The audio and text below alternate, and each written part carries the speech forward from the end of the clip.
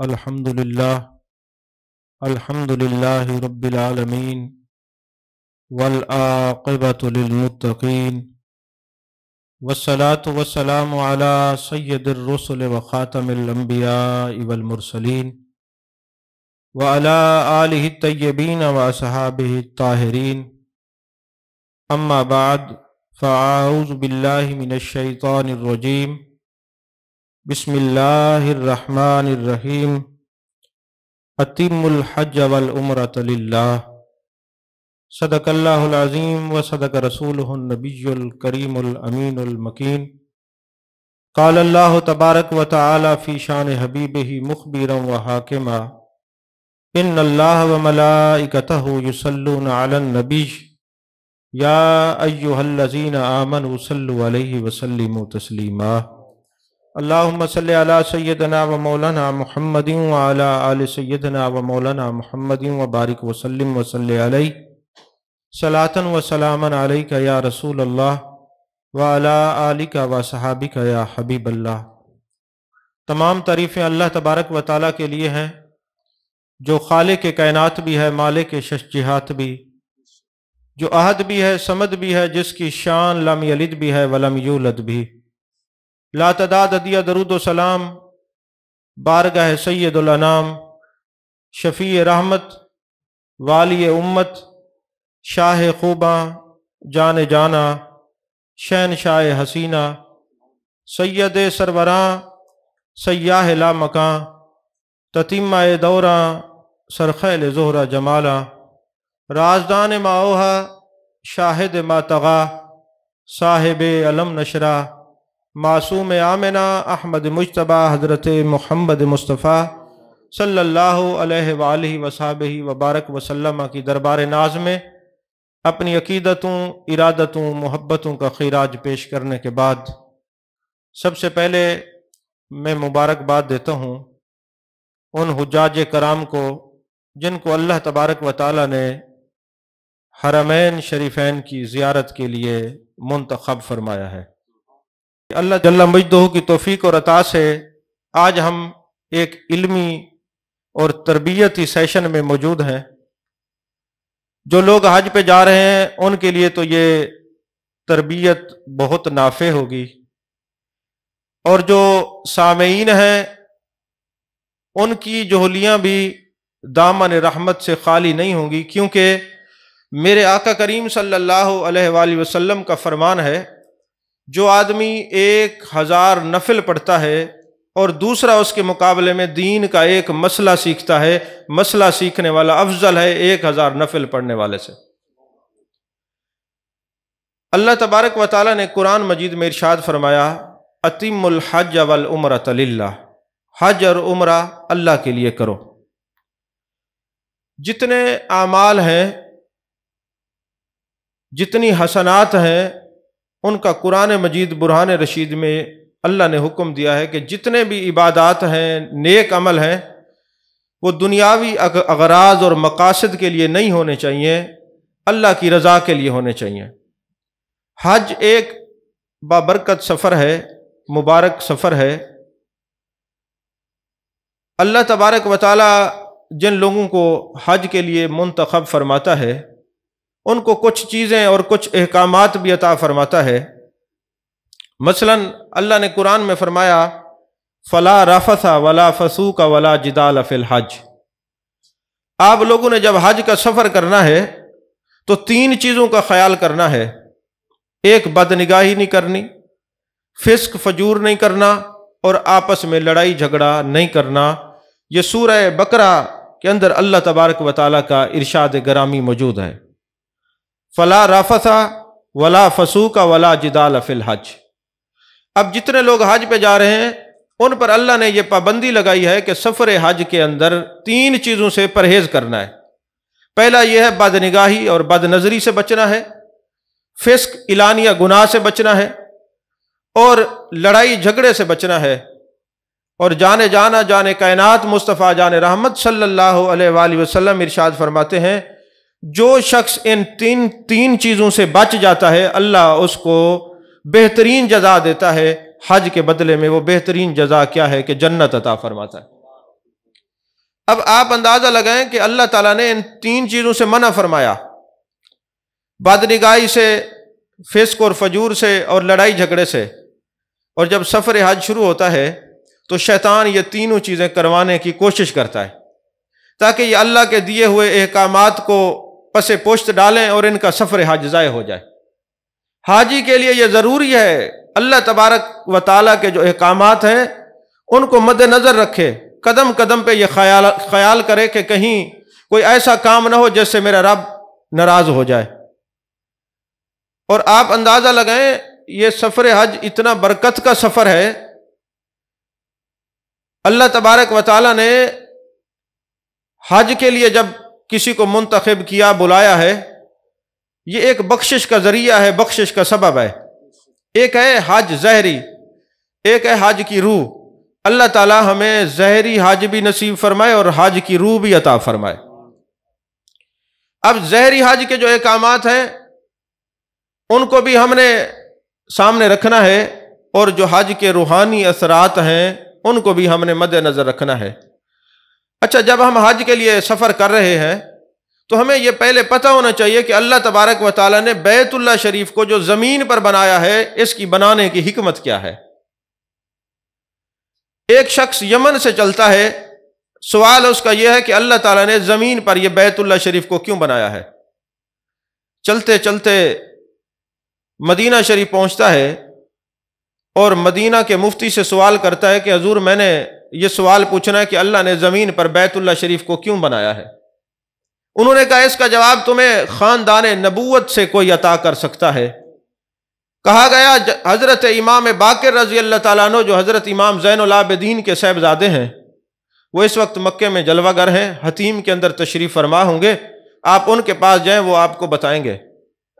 جب وہ سائل سوال لے کر آپ کی خدمت میں جاتا ہے، دیکھتا ہے آپ حتیم کے اندر جلوہ گر ہیں اور اپنا سوال اپنے سامنے رکھتا ہے، تو وہ فرماتے ہیں میں نے اپنے بابا حضرت امام زین العابدین سے سنا ہے، انہوں نے اپنے بابا حضرت امام حسین سے سنا ہے، انہوں نے اپنے بابا حضرت مولا علی سے سنا ہے، انہوں نے جانے کائنات مصطفیٰ جان رحمت صلی اللہ علیہ وسلم سے سنا ہے۔ میرے آقا نے فرمایا یہ جو بیت اللہ زمین پر تعمیر ہوا ہے یہ اس لیے اللہ نے بنایا ہے، اس کی وجہ کیا ہے کہ جب اللہ نے فرمایا انی جاعل فی الارض خلیفہ، میں زمین پر نائب بنانے والا ہوں، تو فرشتوں نے جواب دیا من یفسد فیہا ویسفک الدماء نحن نسبح بحمدک ونقدس لک۔ اللہ نے ناراضگی کا اظہار فرمایا۔ فرشتے کیا کہتے ہیں؟ اے اللہ ایسی مخلوق پیدا کرے گا جو خون ریزی کرے گی، لڑائی جھگڑے کرے گی، فتنے فساد کرے گی؟ تو اللہ نے جب یہ جواب سنا تو ناراضگی کا اظہار کیا، تو فرشتوں نے بیت المعمور پر طواف کیا، 7 چکر لگائے۔ یہ جو آپ کو خانہ کعبہ نظر آتا ہے یہ صرف اس کمرے کا نام نہیں ہے، یہ تحت الثری سے لے کر عرش معلیٰ تک نور کا ایک ہیولہ ہے، ایک نور ہے۔ یہاں زمین پر بھی طواف ہو رہا ہے، زمین کے نیچے جو مخلوق ہے وہ بھی کر رہی ہے، اوپر بیت المعمور پہ فرشتے طواف کر رہے ہیں، آگے روحانیین کر رہے ہیں، یہ اوپر تک تحت الثری سے لے کر عرش معلیٰ تک کسی وقت بھی طواف نہیں رکتا۔ یہ صرف اس 4 دیواری اس کوٹھے یا کمرے کا نام بیت اللہ نہیں ہے، یہ ایک نور ہے، ایک پلر ہے نور کا، تحت الثری سے لے کر عرش معلیٰ تک۔ تو فرشتوں نے بیت المعمور پہ طواف کیا، کس لیے؟ کہ ہمارا رب راضی ہو جائے۔ اللہ راضی ہو گیا اور فرمایا فرشتوں ایک گھر میرا زمین پر بھی بنا دو، جب کسی میرے بندے سے کوئی خطا ہو میرے گھر آئے 7 چکر لگائے، جیسے تم سے راضی ہو ان سے بھی راضی ہو جاؤ۔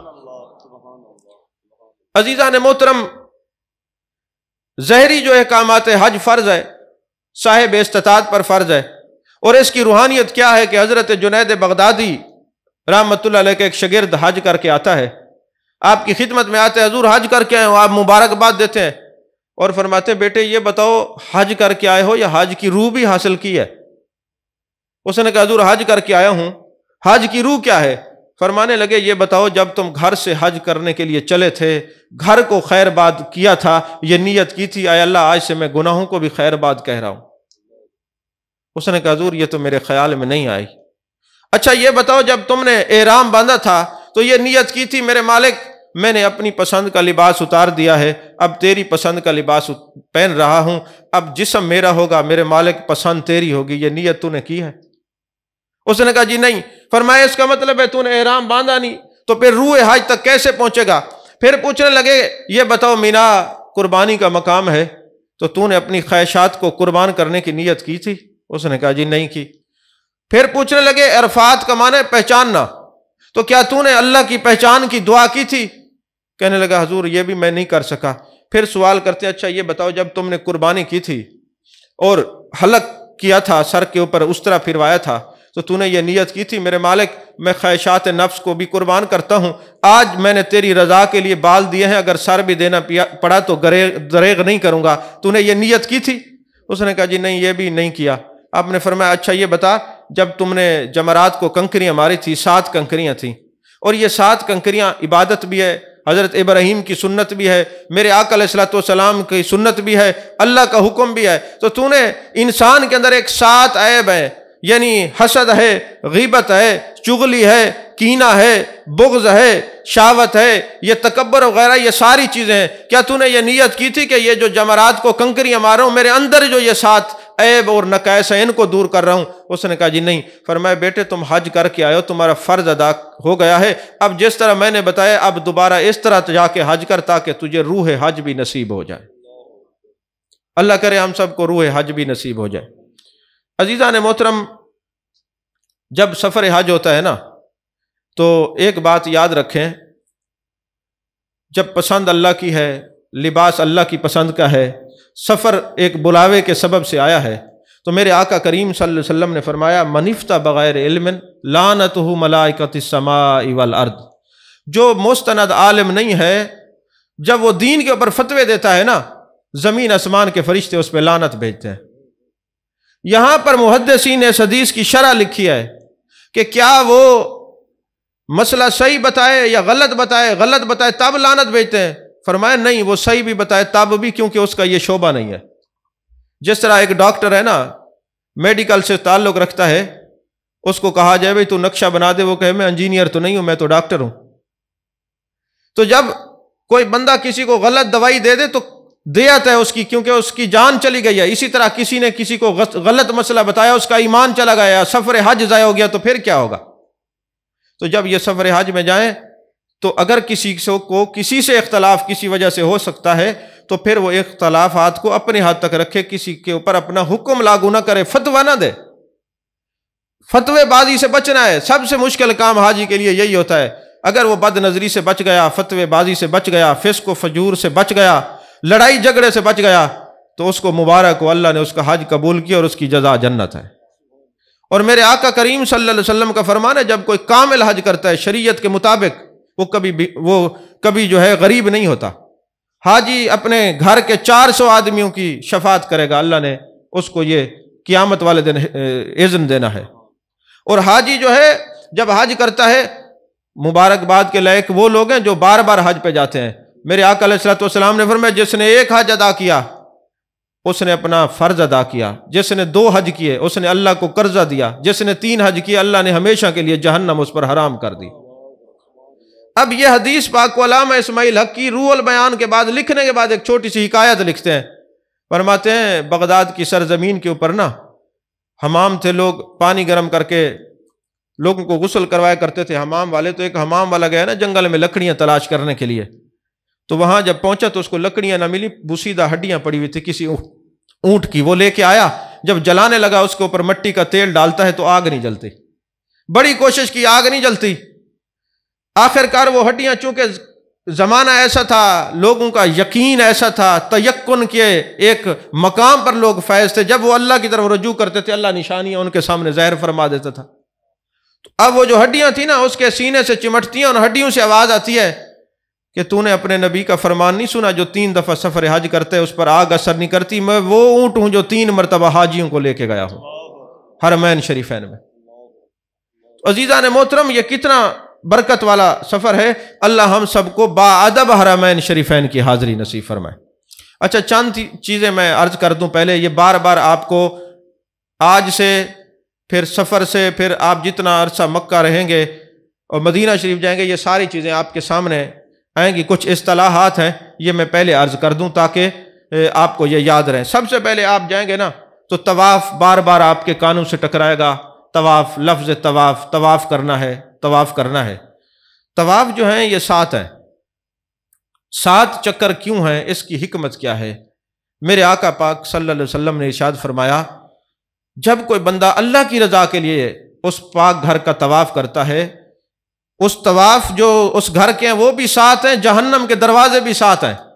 جب کوئی اللہ کی رضا کے لیے اس گھر کا طواف کرتا ہے، جب اس کا طواف ختم ہوتا ہے اس کے لیے جہنم کے ساتھوں دروازے بند ہو جاتے ہیں، اس کے گناہ معاف ہو جاتے ہیں۔ تو اللہ کے گھر کے 7 چکر لگانے کو طواف کہا جاتا ہے۔ اس کے بعد استباء، یہ مردوں کے لیے ہے، یہ دایاں کندھا ننگا کرنا۔ جب طواف آپ شروع کریں گے اس وقت مرد نے یہ دایاں کندھا ننگا کرنا ہے، اور یہ 7 چکروں میں ہے۔ وہاں آپ کو کئی لوگ گمراہ کریں گے، خصوصاً وہاں پہ جو رہتے ہیں نا لوگ جدے والے یا ارد گرد والے، وہ خود ہی مفتی بن جاتے ہیں اور مسائل بتاتے ہیں، نہیں یہ پہلے 3 چکروں میں ہے۔ یہ استباء کندھا ننگا کرنا طواف کے 7 چکروں میں ہے۔ اور ایک بات یہ بھی یاد رکھیں، جیسے ہی 7 چکر پورے ہوں کندھا ڈھانک لینا ہے۔ اگر آپ کا کندھا ننگا رہا اور آپ نے واجب طواف پڑھے تو وہ نوافل نہیں ہوں گے، اور سعی کے اندر بھی کندھا ننگا نہیں ہوگا۔ 7 چکر جیسے مکمل ہوں آپ نے کندھا ڈھانک لینا ہے۔ پھر مینا، عرفات، مزدلفہ کہیں بھی آپ جائیں گے تو استباء نہیں کرنا، استباء صرف اور صرف 7 چکروں میں ہوگا، طواف میں ہوگا۔ اس کے بعد پھر رمل ہے۔ رمل میں آپ نے دیکھا ہے کچھ لوگ ایسے مٹھی بند کر لیتے ہیں، ایسے لگتا ہے جیسے دوسرے کو ابھی کوئی چیز ماریں گے۔ یہ مٹھی بند کرنا نہیں ہے، یہ اچھلنا کودنا نہیں ہے، آہستہ، جیسے پہلوان ہوتا ہے نا کھاڑے میں، کبھی آپ دیکھیں پہلوان اس طرح ہاتھ کو ہلانا ہے۔ اور یہ پہلے 3 چکروں میں سنت ہے اور آخری 4 چکروں میں نہ کرنا سنت ہے۔ کبھی ایسا ہو کہ آپ کو 3 چکروں میں یاد نہ ہو، چوتھے پہ شروع ہو جائے، ایسا نہیں کرنا۔ پہلے 3 چکروں میں رمل کرنا ہے، آخری 4 چکروں میں نہیں کرنا۔ ہاں اگر رش ہو تو جہاں رش ختم ہو رمل کریں، جہاں رش ہو تو وہاں رمل نہ بھی کریں، ترک کر دیں تو اس سے کوئی گناہ نہیں ہوگا، اس سے کوئی دم نہیں ہوگا۔ اس کے بعد آگے ہے سعی، یہ صفا مروہ کے 7 چکر لگانے ہیں۔ اور یہ حج کا اور یہ جو عمرے کا تعلق ہے نا، یہ پریکٹیکل سے۔ بعض لوگ جاتے ہیں نا، وہ صفا سے شروع کرتے ہیں، مروہ پہنچتے ہیں، مروہ سے پھر صفا کے 1 گنتی کرتے ہیں۔ تو یہ صفا مروہ کی جو سعی ہے، یہ 1 چکر جانے کا ہے، 2 گلیاں بنی ہوں گی، ایک جانے کے لیے دوسرا آنے کے لیے۔ پہلا چکر 1، پھر 2، پھر 3، 4، 5، 6، 7، یہ اسی طرح مکمل کرنے ہیں۔ اسی طرح حلق، سر کے اوپر اس طرح پھروانا، یہ حلق ہے۔ اور قصر ہے، سر کے چوتھائی بال کاٹنا۔ حلق افضل ہے قصر سے، کیونکہ میرے آقا علیہ الصلوۃ والسلام نے 3 بار دعا فرمائی، اے اللہ جو حلق کرائے اس کے گناہ معاف فرما دے، جو حلق کرائے اس کے گناہ معاف فرما دے۔ اور پھر چوتھی بار صحابہ نے عرض کی، یا رسول اللہ صلی اللہ علیہ وسلم جو قصر کرائے، فرمایا اللہ جو قصر کرے اس کو بھی بخش دے۔ تو حلق اور قصر، حلق سر کے اوپر اس طرح پھرانا ہے، قصر بال چھوٹے کرانے۔ اس کے بعد ہے مقام ملتزم۔ یہ کیا مقام ہے؟ مقام ملتزم۔ اکثر لوگ کہتے ہیں یہ مقام ملتزم ہے۔ ملتزم وہ ہے جو چمٹا ہوا ہے، اور وہ جو مقام ہے خانہ کعبے کا دروازے کی جو چوکھٹ ہے وہ مقام ملتزم ہے، اور جو چمٹا ہوا ہے وہ ملتزم ہے۔ اس کے اوپر ہاتھ رکھ کے جو دعا مانگی جائے اللہ قبول کرتا ہے۔ اس کے بعد حتیم آئے گا۔ خانہ کعبہ کے باہر آپ دیکھیں گے ایک دیوار ہے، یہ حتیم، اس کے اندر اگر آپ طواف کریں گے وہ چکر بیکار ہو جائے گا۔ جب بھی طواف کریں حتیم سے باہر وہ طواف کرنا ہے۔ حتیم ہے کیا؟ میرے آقا علیہ الصلوۃ والسلام نے فرمایا، یہ جو جگہ میں مخصوص کر رہا ہوں جو میری امت کے غریب آئیں گے اس کے اندر نوافل پڑھیں گے، گویا انہوں نے کعبہ شریف کے اندر نوافل پڑھے۔ اور احادیث پاک کے یہ الفاظ ہیں کہ میرے آقا علیہ الصلوۃ والسلام نے فرمایا جب کوئی حتیم کے اندر ہوگا نا تو جنت کی ٹھنڈی ٹھنڈی ہوا کے جھونکے اس کے جسم سے ٹکرائیں گے۔ کبھی آپ تجربہ کر کے دیکھیں۔ اچھا پھر جو ہے میزاب رحمت ہے، جو پرنالہ ہے، میزاب رحمت کے نیچے ایک دن حضرت عثمان غنی رضی اللہ تعالیٰ عنہ تشریف لے کے گئے، کھڑے رہے، دعائیں کرتے رہے، خانہ کعبہ کو چمٹ کے اللہ کی بارگاہ میں گریہ فرماتے رہے۔ جب واپس آئے نا تو لوگوں نے پوچھا حضرت کہاں گئے تھے آپ؟ فرمانے لگے ابھی جنت سے ہو کے آیا ہوں۔ انہیں کہا حضور آپ تو ادھر ہی تھے بیت اللہ شریف کے پاس، تو جنت میں؟ فرمایا میرے آقا کریم صلی اللہ علیہ وسلم نے فرمایا جو میزاب رحمت سے جو نیچے کی جگہ ہے یہ جنت کا دروازہ ہے۔ تو اسی طرح مطاف جو ہے جس جگہ طواف کیا جاتا ہے اس صحن کو مطاف کہتے ہیں۔ صفا مروہ 2 پہاڑیاں ہیں، اس میں قرآن پاک میں اللہ نے ان صفا والمروہ من شعائر اللہ، یہ اللہ کی نشانیوں میں سے نشانی ہے۔ حج کہتے کس کو ہے؟ حج کی تعریف کیا ہے؟ مخصوص اوقات میں احرام باندھ کر وقوف عرفات کرنا اور طواف زیارت کرنا حج کہلاتا ہے۔ اس کے بعد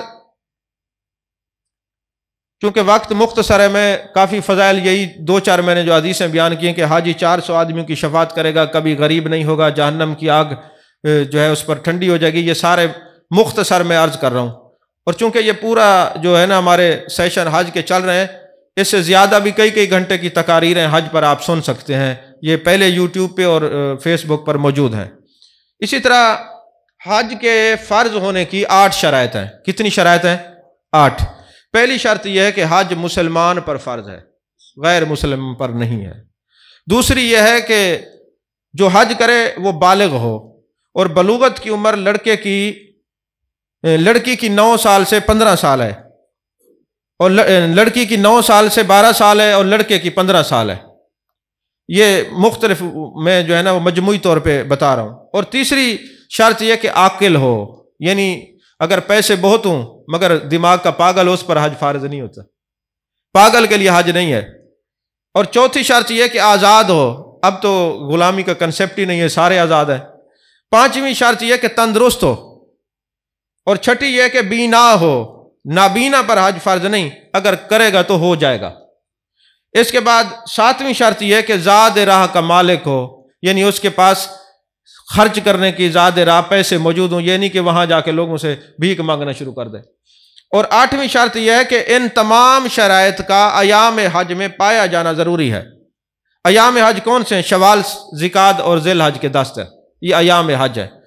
جو صاحب استطاعت پر حج فرض ہے، جو اللہ نے قرآن میں ارشاد فرمایا صاحب استطاعت کی میں سادہ تعریف کر دوں، جس بندے کے پاس اتنے پیسے ہوں کہ حج کے پیسے بھر لے، وہاں کے اخراجات اس کے پاس موجود ہوں، پیچھے بچوں کے پاس خرچہ موجود ہو، جس کے پاس اتنے پیسے آ جائیں وہ صاحب استطاعت ہے، اس پر حج فرض ہے۔ اگر صاحب استطاعت ہونے کے بعد وہ حج نہ کرے تو میرے آقا علیہ الصلوۃ والسلام نے فرمایا ہمیں اس کی کوئی پرواہ نہیں، وہ یہودی ہو کے مرے یا نصرانی ہو کے مرے۔ اور بعض لوگوں کے اندر یہ غلط روایات پائی جاتی ہیں، وہ جی بچیاں جوان ہیں، ان کی شادی کر لیں گے پھر حج کریں گے۔ محبوب علیہ الصلوۃ والسلام نے فرمایا جب تم صاحب استطاعت ہو جاؤ حج کرو، کیونکہ حج تم نے کرنا ہے، بچیوں کی شادی اگر تم دنیا سے چلے گئے تو کوئی اور بھی کر دے گا، حج تم نے کرنا ہے۔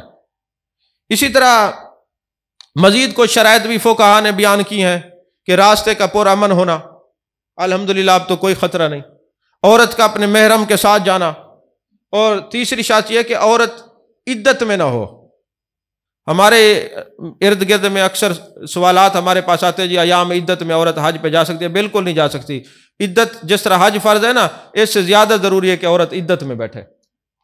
اس کے بعد چوتھا یہ کہ قیدی نہ ہو، قیدی کے اوپر بھی حج فرض نہیں، جب نکلے گا تب اس پر حج فرض ہوگا۔ حج کے جو مین فرائض ہیں وہ 3 ہیں۔ کتنے ہیں؟ 3، لیکن فقہا نے اس کو بیان کر کے 6-7 تک بھی بیان کیے ہیں، ویسے مین 3 ہیں۔ پہلا حج کا فرض یہ ہے احرام باندھنا، دوسرا فرض یہ ہے وقوف عرفات کرنا، اور تیسرا فرض یہ ہے طواف زیارت کرنا۔ اور اس کو مزید 6 اس لیے کہ نیت بھی ہونی چاہیے، اور ہر وقت ہر چیز کو اپنے ٹائم پہ رکھ کرنا۔ اور ایک شرط یہ بھی ہے کہ ترتیب کا خیال رکھنا، آگے پیچھے نہیں، یہ نہیں کہ پہلے کنکریاں نہیں ماری حلق کرا لیا، نہیں، یہ ترتیب بھی فرض ہے۔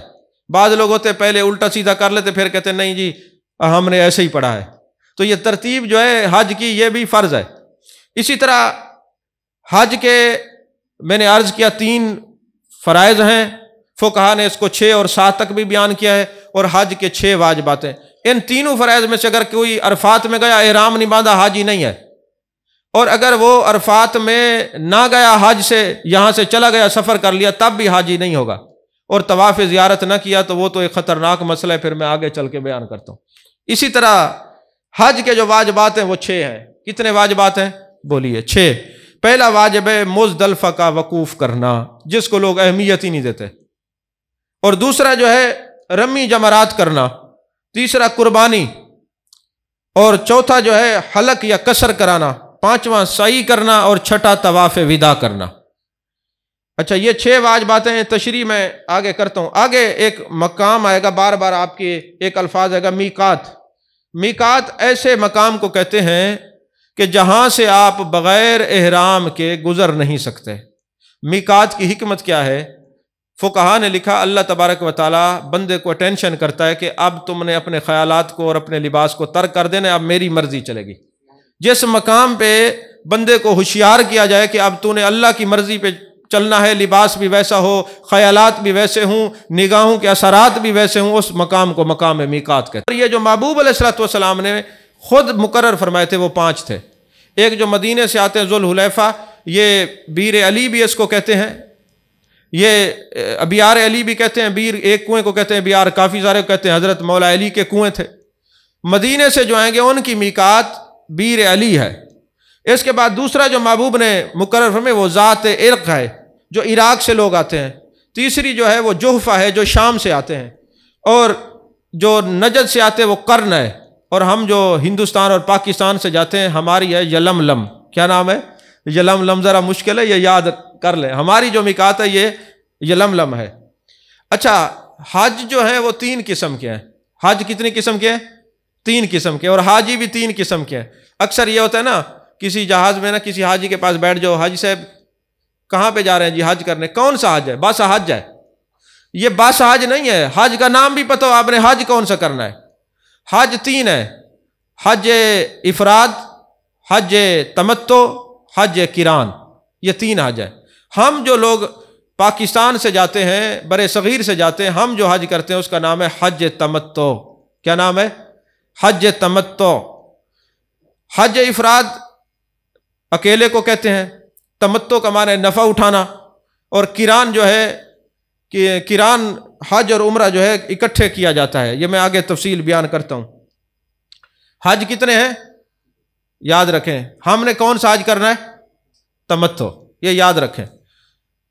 یہ ایک علیحدہ بات ہے کہ حج قران بھی کیا جا سکتا ہے، لیکن حج قران مشکل ہے۔ میرے محبوب علیہ الصلوۃ والسلام نے جو حج کیا وہ حج قران تھا۔ اسی طرح حج بھی 3 ہے، حج افراد، حج تمتع اور حج قران، اور حاجی کی قسمیں بھی 3 ہیں۔ ایک حاجی ہے آفاقی یا میقاتی، یعنی میقات سے بیر والا۔ ایک ہے حاجی ہلی، جو حدود حرم سے لے کر میقات کے درمیان کا جو ایریا ہے اس کو ہل کہتے ہیں۔ اب یہ تینوں حاجیوں کے احکام علیحدہ علیحدہ ہیں۔ کوئی یہ سمجھ لے کہ سب کے احکام جو ہیں وہ ایک جیسے ہیں، وہ پھر نقصان کرے گا، پھر اس کے اوپر دم پڑ جائے گا۔ اور لفظ دم جب آئے نا تو کئی لوگوں کا دم نکل جاتا ہے۔ دم ہوتا کیا ہے؟ دم وہ حدود و قیود حج میں جو اللہ اور اس کے رسول صلی اللہ علیہ وسلم نے مقرر کی ہیں، اگر کوئی ان کو چھوڑ دے، ترک کر دے، تو اس کو حدود حرم میں ایک بکرا، ایک دمبا یا بڑے جانور میں ایک حصہ رکھنا پڑتا ہے، اس کو دم کہتے ہیں۔ یہ حاجی کھا بھی نہیں سکتا، اور یہ صاحب حیثیت لوگ بھی نہیں کھا سکتے، یہ حدود حرم میں دیا جاتا ہے۔ یہ نہیں ہے کہ غلطی آپ مکے میں کریں اور پاکستان آ کے کہیں میں نے یہاں دم دینا ہے، جہاں غلطی ہوئی ہے دم بھی وہیں دینا ہوگا۔ اور ایک اور بھی مسئلہ جو ہے نا، اس مسئلے کی نزاکت کو ذہن نشین رکھیں، دم کے ساتھ توبہ بھی لازم ہے۔ اکثر ایسا ہوتا ہے بس جی دم دے دو، بس جی غلطی ہو گئی، حلق نہیں کرایا، خوشبو لگا لی، فلاں معاملات ہو گئے، ایسا ہو گیا، دم دے دو۔ دم نہیں، صرف دم نہیں، دم کے ساتھ توبہ بھی لازم ہے۔ تو حاجی کتنی قسم کے ہیں؟ 3، آفاقی یا میقاتی، ہلی اور حرمی۔ تو جو حرمی ہیں یا ان کو مکی بھی کہتے ہیں، جو حدود حرم کے اندر رہتے ہیں، وہ ان کے احکامات اور ہیں۔ جو حدود حرم سے لے کر میقات کے ایریے میں وہ ہلی ہیں، ان کے احکامات اور ہیں۔ ہم جو بیر سے جا رہے ہیں ہم حاجی آفاقی ہیں یا میقاتی ہیں، ٹھیک ہے، یہ اپنا بھی پتہ ہونا چاہیے نا۔ اچھا، جو حج افراد ہے، افراد کا معنی ہے اکیلا کرنا، تنہا کرنا، اس کو حاجی مفرد کہتے ہیں۔ اس میں عمرہ نہیں ہوتا، حج افراد میں عمرہ نہیں ہوتا، اس میں صرف حج کا احرام باندھا جاتا ہے، اور اس میں قربانی بھی نہیں ہوتی۔ اگر کوئی کر لے تو اچھا، نہ کرے تو اس پر واجب نہیں ہے۔ اسی طرح حج تمتع کا معنی ہے نفع اٹھانا۔ پہلے ہم نے احرام عمرے کا باندھا، نفع اٹھایا، اس کے بعد اب حج کا احرام باندھیں گے۔ یہ یاد رکھیں، جب یہاں سے چلے نا، حج اور عمرے کی اکٹھے نیت نہیں کرنی۔ دل میں یہ ہونا چاہیے کہ ہم حج تمتع کے لیے جا رہے ہیں، لیکن جب یہاں سے چلیں گے اس وقت احرام باندھیں گے، عمرے کا باندھیں گے۔ دونوں اکٹھے کر لی تو پھر نہیں کھول سکتے، پھر تو آپ کو آخر تک پھر حج قران کی جو ہے نیت عمرے اور حج کی اکٹھے ہوتی ہے۔ حج قران کا ثواب بھی ڈبل ہے، اور حج قران میں اگر کوئی خطا ہو جائے تو دم بھی ڈبل ہے، یہ ذہن نشین رکھیں۔ ثواب بھی دگنا ہے اور اس کا کفارہ بھی دگنا ہے۔ ابھی بار بار حاجی یہ سوال کرتے ہیں کہ جب ہم گھر سے چلیں تو ہمارا جو ساتھ لے جانے والا سامان ہے وہ کیا کیا ہونا چاہیے۔ پہلی بات یہ یاد رکھیں جو آپ ریگولر میڈیسن استعمال کرتے ہیں وہ اپنے ڈاکٹر کے نسخے پر لکھوا کے ان سے سٹیمپ لگوا کے حاجی کیمپ جا کے آپ نے اس کو لفافے میں بند کروانا ہے۔ اگر ایسے ڈالیں گے تو آپ کو وہ ایئرپورٹ سے وہ دوائی میڈیسن وغیرہ نکال لی جائیں گی۔ پہلی بات یہ ہے کہ جو لوگ دوائیاں استعمال کرتے ہیں وہ حج سے جانے سے پہلے اپنے ڈاکٹر سے میڈیسن وغیرہ لکھوا کر حاجی کیمپ جا کے ان کو پیک کروا کے اوپر مہر لگوا کے ساتھ لے کے جائیں، وہ بند کر کے دیتے ہیں۔ دوسرا یہ ہے کہ موبائل فون سب کے پاس ہونا چاہیے۔ اگر حج کے آپ کے ساتھ کوئی بچہ بھی جا رہا ہے تو اس کا بھی موبائل ہونا چاہیے، کیونکہ حج پہ لوگ بچھڑتے ضرور ہیں، مل بھی جاتے ہیں۔ ایک فرشتہ ہے جس کا نام رضوان ہے، حدیث پاک میں ہے، میرے آقا علیہ الصلوۃ والسلام نے فرمایا جب حاجی گھر سے چلتا ہے واپس گھر تک پہنچنے تک وہ بچھڑے ان کو ملاتا رہتا ہے۔ مل جاتے ہیں لیکن آپ کو مشقت تو پڑے گی، اذیت ہوگی نا تلاش کرنے کی، اس لیے جتنے لوگ جائیں سب کے پاس موبائل اپنا اپنا ہونا چاہیے۔ بے شک یہاں سے لے جائیں، وہاں جا کے سعودیہ کی سم ڈالیں، موبائل سب کے پاس اپنا ہونا چاہیے۔ اس کے بعد بڑے سائز کا ہینڈ بیگ جس کے اندر 30 کلو، ہماری فلائٹ میں 30 کلو ہے نا جی وزن، 30 کلو وزن آ سکے۔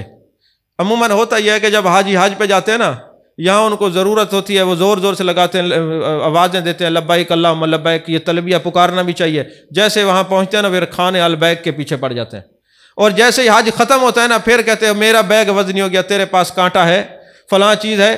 تو یہ ہر چیز خیر الامور اوسطھا، ہر چیز کے اندر درمیانی راستہ ہونا چاہیے، کسی چیز کو اپنے اوپر اس طرح حاوی بھی نہیں کرنا چاہیے۔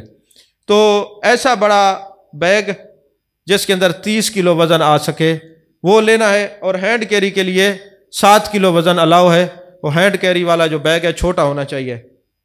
اسی طرح پاسپورٹ، ٹکٹس اور یہ ساری چیزیں اپنی جو ویزا وغیرہ ہے وہ اپنے پاس سنبھال کے رکھنا ہے۔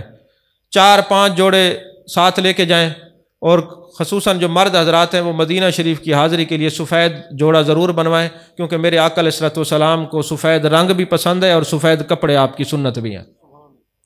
تو ہم تو جا رہے ہیں نا اپنے محبوب کو راضی کرنے کے لیے، تو جب سرکار کے سامنے جائیں تو جو کلر ان کو پسند ہے وہی پہننا چاہیے نا، منع کوئی بھی نہیں ہے، اور بھی پہن سکتے ہیں، لیکن بہتر یہ ہے کہ آپ سفید رنگ کا ایک سوٹ ضرور اپنے پاس رکھیں۔ اس طرح احرام باندھنے کے لیے جو ہے بیلٹ رکھیں، لیکن یہ خیال کرنا ہے جو مرد حضرات بیلٹ باندھیں تو اس میں نیت یہ نہیں کرنی کہ یہ احرام کو پکا کرنے کے لیے باندھ رہے ہیں ورنہ دم پڑ جائے گا۔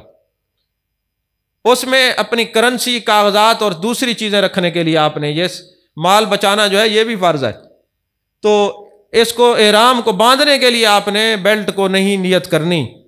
اس کے بعد قلم، کاپی اور موٹا مارکر جیسے بیگز کے اوپر لکھا جاتا ہے۔ ہوتا یہ ہے کہ عموماً حاجی اس کو نہیں لے کے جاتے، پھر جو دوسرے پہلے لکھ رہے ہیں ان سے مانگ لیتے، پھر وہ تھوڑی دیر بعد جس کا مارکر ہوتا ہے وہ کھڑا رہتا ہے، وہ مارکر ہی غائب ہو جاتا ہے۔ اس لیے یہ موٹا مارکر بیگ کے اوپر نام لکھنے کے لیے سب کے پاس ہونا چاہیے۔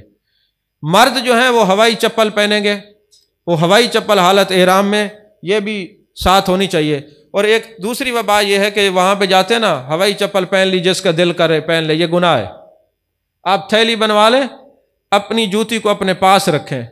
یہ جو المفتی و من المفت سے جو لوگ ہیں نا فتویٰ دے دیتے ہیں جی کم قیمت کی پہن لیں، یہ الٹا گناہ گار ہے، یہ جوتیاں چوری کرتے ہیں۔ اپنی جوتی کو سنبھال کے رکھیں، تھیلی کے اندر حفاظت کے رکھیں، جو چیز پردے میں جاتی ہے اس کا احکامات بدل جاتے ہیں، تو ادب کو ملحوظ خاطر رکھیں۔ ہم نے بڑے بڑے وہاں فقہا اور محدثین کی، علماء کی زیارتیں ہوتی ہیں، دیکھتے ہیں وہ حفاظت کرتے ہیں، پیدل چاہتے ہیں دھوپ میں ننگے پیر چلے جاتے ہیں، لیکن کسی کی جوتی نہیں پہنتے کہ کہیں ایسا نہ ہو حرم میں ایک جوتی اٹھائیں اور ایک جوتی 1 لاکھ کا گناہ لکھا جائے نامہ اعمال میں۔ اس لیے ان باتوں کا خیال کرنا ہے۔ اس کے بعد جب آپ نے گھر سے روانہ ہونا ہے تو سب سے پہلے 2 رکعت نماز توبہ پڑھنی ہے۔ ہماری اسلامی بہنیں اپنے گھر میں پڑھیں گی، اور جو بھائی ہیں وہ اپنے گھر کے جو قریب کی مسجد و مسجد کے اندر 2 رکعت نماز توبہ اور 2 رکعت نماز سفر ضرور پڑھیں گے، اور اپنے مال، اولاد، اپنے تمام معاملات کو اللہ اور اس کے رسول صلی اللہ علیہ وسلم کی پناہ میں دے کے سفر شروع کریں گے۔ اور جب گھر سے نکلیں گے بسم اللہ توکلت علی اللہ لا حول ولا قوت الا باللہ العلی العظیم یہ پڑھ کے لازمی نکلیں گے، اور جو آسانی کے لیے دعائیں ہیں وہ بھی گھر سے پڑھ کے نکلیں گے۔ اور حدیث پاک کے اندر یہ بھی الفاظ ہیں کہ سورہ قریش اگر پڑھ کے نکلیں یا سورہ حشر کی آخری آیات، تو اللہ تعالیٰ قدم قدم پہ حفاظت فرماتا ہے۔ اسی طرح یہ کتاب آپ کو دیں گے، اس کے اندر دعائیں ہیں، کیونکہ وقت مختصر ہے، اب دعائیں پڑھنا شروع کر دیں تو ٹائم بہت تھوڑا ہے۔ اس کے اندر یہ لکھی ہوئی ہیں، صرف آپ کو ایک ذہن بنانا ہے، یہ تیار کرنا ہے آپ کو۔ تو اسی طرح روانگی سے پہلے ناخن کاٹ لیں، اپنی صفائی ستھرائی کا خیال کر لیں، رشتہ داروں سے ملاقات کر لیں، جن کا قرضہ دینا ہے وہ دے کے جائیں۔ یہ یاد رکھیں، اگر شہید دنیا سے چلا جائے اس کے گناہ معاف ہو جائیں گے، قرضہ اس کا معاف نہیں ہوتا۔ حاجی کے گناہ معاف ہو جائیں گے، مگر قرضہ حاجی کا بھی معاف نہیں ہوتا۔ جس کا مال دبایا ہے وہ واپس کریں، اور جس کا قرضہ دینا ہے وہ بھی قرضہ دے کے جائیں، اور جو لوگ روٹھے ہوئے ہیں ان کو منا کے جائیں۔ پچھلے سال سیشن میں ایک پرچی آئی تھی، جی ہم منانے گئے، وہ مانتے نہیں۔ میں نے کہا میرے آقا علیہ الصلوۃ والسلام نے فرمایا جو کوئی معذرت کر لے اگلا قبول نہ کرے، قیامت والے دن میری شفاعت نہیں ہوگی۔ آپ نے جانا ہے ضرور، اپنے جو عزیز و اقربا ناراض ہے، شرعی عذر نہ ہو، شرعی عذر کی اور وہ پھر حیثیتیں ہیں ان کی، اور جو ہے نا ایک شکلیں ہیں۔ اسی طرح ویکسین کے جو کارڈ ہیں وہ اپنے پاس سنبھال کے رکھنے ہیں۔ پاسپورٹ کی 4 کاپیاں کرا لیں اور اپنے پاس ایکسٹرا رکھیں تاکہ کوئی مسئلہ ہو جاتا ہے تو تنگی نہ ہو۔ اس کے بعد پورا جو ہے نا آپ نے اپنے سفر کو جب گھر سے شروع کرنا ہے، 2 رکعت نماز توبہ، 2 رکعت نماز سفر، اور یہ اپنے کاغذات ساتھ لے کے جانے ہیں۔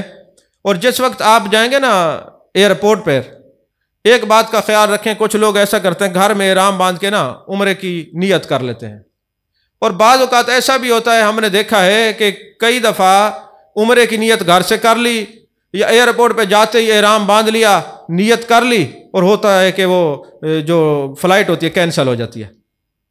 اب 3-4 دن یا ہفتہ بعد اوقات تو پکی کینسل ہو جاتی ہیں، ان کے پھر علیحدہ احکامات ہیں، یہ ہم نے اپنی کتاب میں وہ حکم بھی لکھا ہے۔ تو نیت کرنے کا جو مشورہ ہے وہ یہ ہے کہ جیسے آپ جائیں گے ایئرپورٹ کے اوپر، اپنے سامان کی کلیئرنس کے بعد نا، جیسے ہی آپ جا کے لانچ کے اندر بیٹھیں گے اس وقت آپ نے غسل وغیرہ گھر سے کر کے جائیں گے، وہاں سے وضو کر کے، اگر مکروہ اوقات نہ ہوں تو تب نفل پڑھنی ہے، نوافل پڑھنے ہیں۔ اگر مکروہ اوقات ہو تو اکیلا صرف احرام باندھ لیں۔ نیت آپ نے اس وقت نہیں کرنی، نیت آپ نے کرنی ہے جب جہاز اڑ جائے، میقات سے پہلے نیت کریں۔ اگر آپ کو نیند آنے لگ جائے تو پہلے نیت کر کے پھر بے شک سو جائے۔ یہاں پر نیت نہیں کرنی ایئرپورٹ کے اوپر، کئی لوگوں کو زیادہ جلدی ہوتی ہے۔ اور نیت کے لیے ضروری ہے، یہ ضروری نہیں کہ آپ عربی میں کریں، آپ اپنی زبان میں بھی کر سکتے ہیں۔ اے اللہ میں عمرے کی ارادہ کرتا ہوں، عمرے کی نیت کرتا ہوں، آسان فرما، قبول فرما۔ جب بھی کوئی نیت کریں اس میں پہلے آسانی کی دعا مانگنی ہے اور پھر قبولیت کی دعا مانگنی ہے، یہ ذہن نشین رکھیں۔ کتابیں ساتھ ہوں گی، عربی بھی دیکھ کے پڑھ سکتے ہیں، اللہم انی ارید العمرۃ فیسرھا لی فتقبلھا منی، تو عربی میں بھی دعا مانگ سکتے ہیں، اپنی زبان میں بھی مانگ سکتے ہیں۔ نماز اپنی زبان میں نہیں پڑھ سکتے، وہ عربی میں پڑھنی ہوگی، لیکن نیت آپ حج اور عمرے کی اپنی زبان میں کر سکتے ہیں۔ ایک بات کا جو ہے وہ خصوصی خیال کریں، نیت اور تلبیہ یہ لازم اور ملزوم ہیں۔ کچھ لوگوں کی عادت ہوتی ہے وہ نیت تو کر لیتے ہیں، تلبیہ نہیں پڑھتے، اور کچھ تلبیہ پڑھ لیتے ہیں، نیت نہیں کرتے، اس طرح وہ احرام کی نیت درست نہیں ہوتی۔ نیت کرنے کے بعد تلبیہ 3 بار پڑھنا، 1 بار پڑھنا فرض ہے، 3 بار پڑھنا سنت ہے۔ لبیک اللہم لبیک، لبیک لا شریک لک لبیک، ان الحمد والنعمت لک والملک لا شریک لک، یہ 3 بار پڑھنا ہے۔ اب یہ آپ احرام کی جو ہے پابندی میں داخل ہو گئے ہیں، جب یعنی یہاں سے آپ نے جب آپ جہاز میں نیت کریں گے، پھر اس کے بعد آپ نے جدے اترنا ہے، وہاں آپ نے صبر اور تحمل کا مظاہرہ کرنا ہے۔ کئی لوگوں کو جو زیادہ جلدی ہوتی ہے ان کو، اچھا کئی لوگ اتنی جلدی میں ہوتے ہیں کہ نماز بھی وقت سے پہلے پڑھ لیتے ہیں۔ ہر چیز اپنے مقررہ وقت پر کرنی ہے، صبر و تحمل کا مظاہرہ کریں گے تو یہ بڑا فائدہ مند ہوگا۔ اور یہ بعض تو لوگ لڑنے لگ جاتے ہیں، تو اسی لیے اللہ کے نبی نے بھی منع فرمایا، اللہ نے قرآن میں بھی منع فرمایا، فلا رفث ولا فسوق ولا جدال فی الحج۔ جدے پہنچنے کے بعد اپنی اپنی بسوں میں بٹھایا جائے گا، پھر آپ جیسے ہی مکے میں داخل ہوں گے اس وقت آپ نے اپنی زبان میں، ویسے ہم نے یہ کتاب کے اندر دعائیں لکھی ہیں، ساری دعا مانگنی ہے مکے کے داخلے کے وقت کہ اے اللہ یہ تیرا اور تیرے رسول صلی اللہ علیہ وسلم کا حرم ہے، پس میرے گوشت، خون اور ہڈیوں پر آگ کو حرام کر دے۔ اے اللہ تعالیٰ مجھے اپنے عذاب سے محفوظ رکھ، جس روز تو اپنے بندوں کو اٹھائے گا تو مجھے اپنے ولیوں اور اپنے اطاعت گزاروں میں شامل فرما اور میری طرف توجہ فرما، بے شک تو توبہ قبول کرنے والا ہے۔ اس کے بعد جب آپ جو ہے نا حرم شریف میں داخل ہوں گے تو اس وقت بھی دعا مانگیں گے، اور یہ یاد رکھیں میرے آقا علیہ الصلوۃ والسلام نے فرمایا یہ امت ہمیشہ خیر کے ساتھ رہے گی جب تک حرم کی حرمت کی پوری تعظیم کرتی رہے گی، اور اس وقت تک اس کے ساتھ امت کے ساتھ خیر رہے گی، اور جب لوگ اسے ضائع کر دیں گے ہلاک ہو جائیں گے۔ کعبہ کے لیے زبان اور ہونٹ ہیں، اس نے شکایت کی کہ آئے میرے رب، میرے پاس آنے والے اور میری زیارت کرنے والے کم ہیں۔ اللہ تبارک و تعالیٰ نے فرمایا اے بیت اللہ، اے میرے گھر، خشوع کرنے والے، سجدہ کرنے والے آدمیوں کو پیدا کروں گا جو تیری طرف ایسے میل ہوں گے جیسے کبوتری اپنے انڈوں کی طرف میل ہوتی ہے۔ یہ میرے آقا علیہ الصلوۃ والسلام کی حدیث پاک ہے۔ اور پھر آپ اللہم انت السلام و منک السلام یہ پڑھ سکتے ہیں۔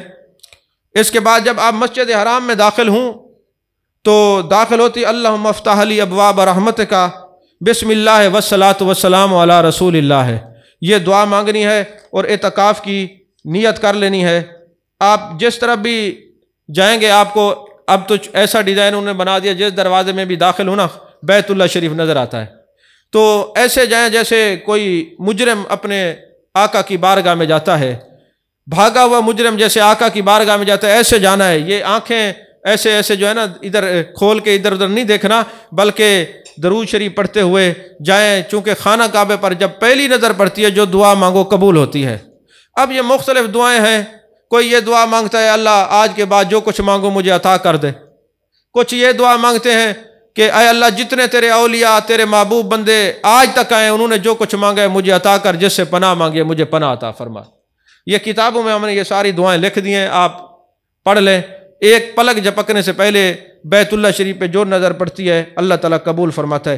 تو جیسے دعا مانگ لیں پھر 3 بار اللہ اکبر کہیں، لا الہ الا اللہ کہیں، اللہ اکبر لا الہ الا اللہ واللہ اکبر وللہ الحمد کہیں، کیونکہ یہ قبولیت کا مقام ہے۔ اپنے لیے، اپنے اہل خانہ کے لیے، اپنے ملک پاکستان کے لیے دعا کریں۔ اس کے بعد آپ نے اچھا جیسے ہم مکہ شریف پہنچتے ہیں نا، ہوٹلوں میں سامان رکھنے کے بعد پھر عمرے کے لیے جاتے ہیں، وہاں سے فریش ہو کر آپ تھوڑی دیر آرام بھی کر سکتے ہیں۔ درمیان میں جب آپ نے احرام باندھ لیا، نہ آپ نے خوشبو لگانی ہے نہ خوشبو والا صابن استعمال کرنا ہے۔ ابھی آپ کی پسند کا لباس ختم ہو گیا، اب آپ کی مرضی ختم ہو گئی، اب آپ نے اللہ اور اس کے رسول کی مرضی پر چلنا ہے، اللہ اور اس کے رسول کی رضا پہ چلنا ہے۔ اچھا جب آپ نے طواف شروع کرنا ہے تو پھر آپ پر نیت کرنا لازم ہے، اے اللہ میں تیرے گھر کے 7 چکروں کے طواف کی نیت کرتا ہوں، آسان فرما، قبول فرما۔ یعنی آسانی کی دعا پہلے مانگنی ہے اور قبولیت کی بعد میں۔ پھر آپ 7 چکر مکمل جب کر لیں گے، اور یہ یاد رکھیں ربنا آتنا فی الدنیا حسنہ وفی الآخرۃ حسنہ، یہ دعا تو ثابت ہے۔ اس کے علاوہ آپ تیسرا کلمہ پڑھتے رہیں، یہ ثابت ہے۔ چوتھا کلمہ پڑھتے رہیں، یہ ثابت ہے۔ استغفار پڑھتے رہیں، درود شریف پڑھتے رہیں، کچھ نہیں آتا روتے رہیں۔ جیسے ہی آپ جائیں گے حجر اسود کے سامنے سبز بتی کو پشت کر کے بسم اللہ اللہ اکبر وللہ الحمد کہہ کے اپنی ان انگلیوں کو بوسہ لینا ہے، یہ استلام ہے، یعنی سلام کرنا ہے۔ میرے آقا علیہ الصلوۃ والسلام نے فرمایا حجر اسود کی 2 آنکھیں اور زبان ہے۔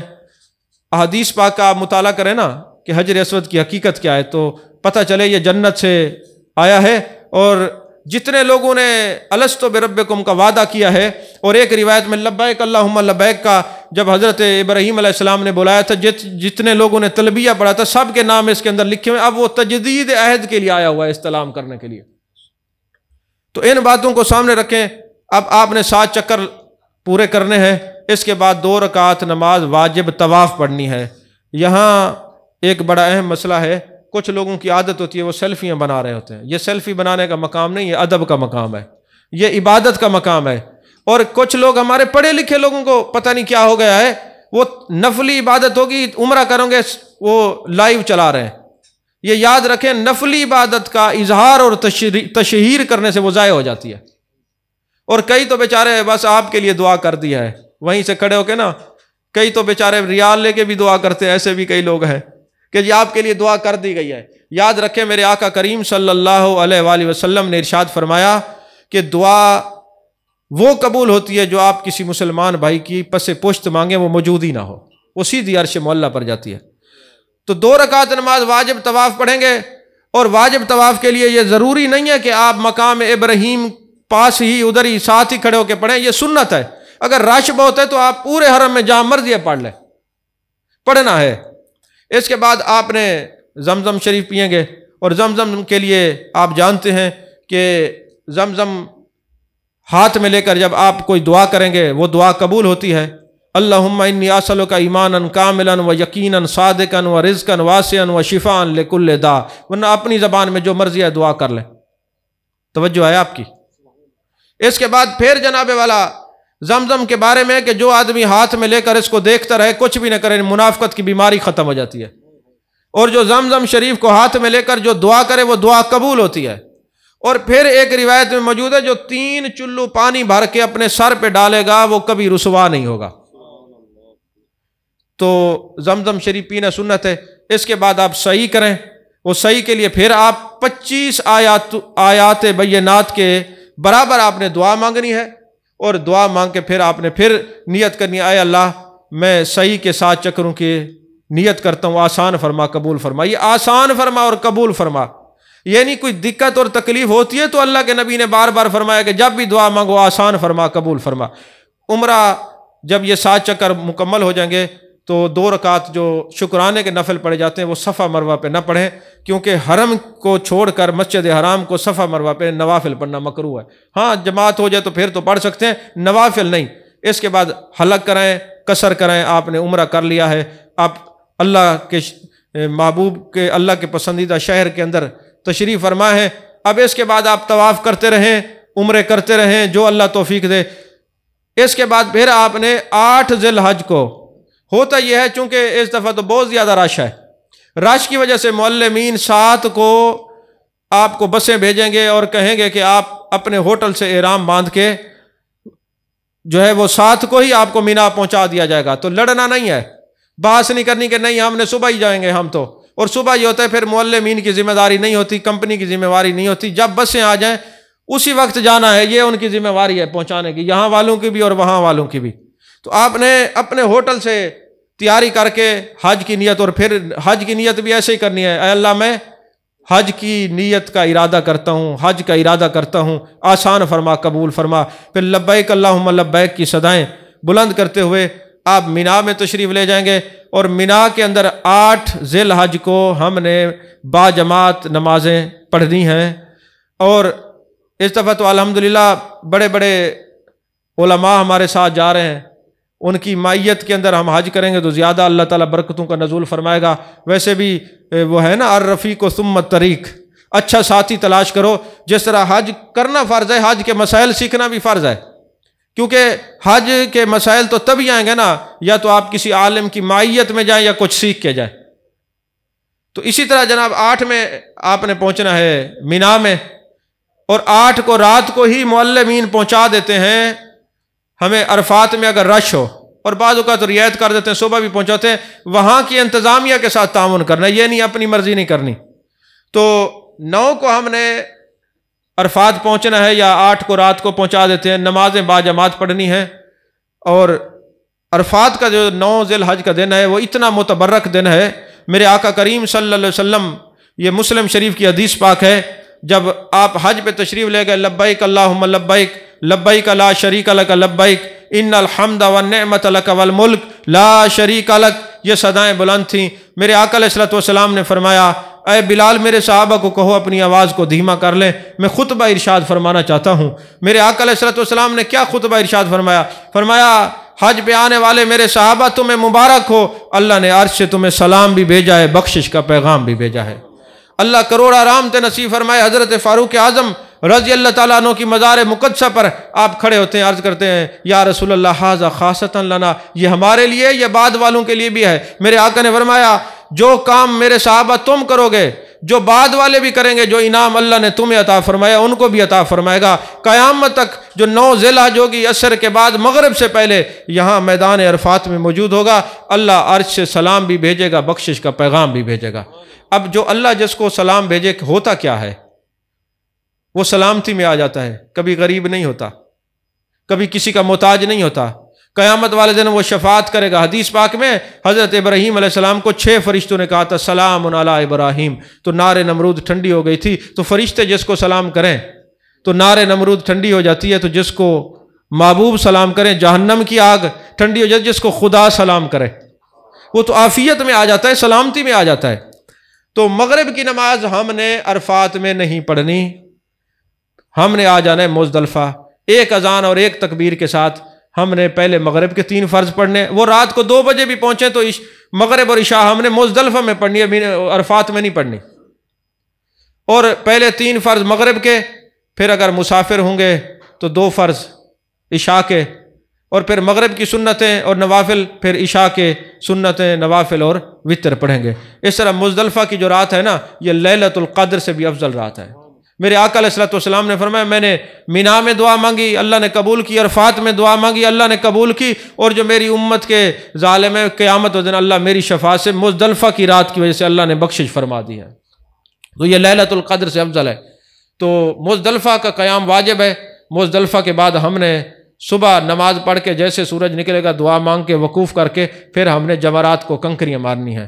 اب 9 ذی الحج کو ہم عرفات میں تھے، 10 کو اب ہم نے کتنے کام کرنے؟ پہلے ہم نے جمرات کو کنکریاں مارنی ہے، پہلے جمرے کو، ایک کو بڑا جو شیطان ہے نا پہلا جمرہ، اس کو ہم نے کنکری مارنی ہے۔ اس کے بعد ہم نے قربانی کرنی ہے، اس کے بعد قربانی کے بعد حلق کروانا ہے، حلق کے بعد پھر ہم نے طواف زیارت کو جانا ہے۔ اور جب کوئی بندہ مکے میں ہو، جب نماز کا ٹائم ہوگا وہ مکے میں پڑھے گا، کیونکہ اکثر لوگ بڑے کنفیوژن کا شکار ہوتے ہیں کہ اب ہم نے دوبارہ مینا یا عرفات آ کے پڑھیں، تو یہ سوالات ایسے آتے رہتے ہیں۔ تو اب جناب ہم نے طواف زیارت اگر 10 کو نہیں کر سکے کسی وجہ سے تو پھر 11 کو کریں گے، اور 11 والے دن ہم نے کیا کرنا ہے؟ ہم نے زوال کے بعد کنکریاں مارنی ہیں، جو پہلے مار لے اس پر دم واجب ہو جاتا ہے۔ اس کے بعد کل اگر ہم نے طواف نہیں کیا تو آج ہم طواف زیارت کریں گے۔ یہ یاد رکھیں جو بندہ طواف زیارت نہ کرے اس کی بیوی اس پر حلال نہیں ہوتی، اور اگر عورت حج پہ جائے طواف زیارت نہ کرے اس کا خاوند اس پہ حلال نہیں ہوتا، اور بغیر شادی شدہ لڑکے یا لڑکیاں جائیں حج پہ، جب ان کی شادی ہوگی نکاح منعقد ہو جائے گا، لیکن جب تک طواف زیارت نہ کریں وہ ایک دوسرے کے لیے محرم نہیں ہے ابھی، یہ ذہن نشین رکھیں۔